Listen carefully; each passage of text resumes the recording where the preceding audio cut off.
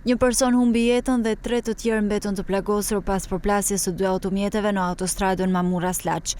Aksidenti ndodhi mesnatën e së martës pranë fshatit Gjorm të Kurbinit, ku 2 makina u përplasën me njëra tjetrën dhe dolën jashtë rruge.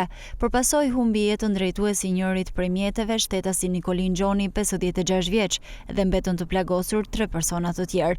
Shtetasit MG 75 vjeç, MG 70 vjeçe dhe VG 56 vjeçe. Ata u dërguan për ndihmë mjekësore në urgjencën e Laçit dhe më pas drejt Spitalit të Traumës në Tiranë, nga ku mësohet se ndodhen në gjendje të rëndë për jetën si shkak i plagëve të marra.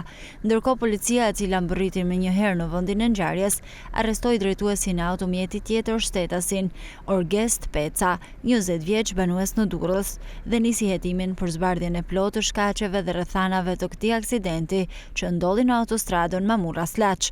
Nga të dhënat e para dyshohet se njëri prej automjeteve ka goditur mjetin tjetër nga pas, duke bërë që të dyja të humbnin kontrollin dhe të përfundonin jashtë rruge.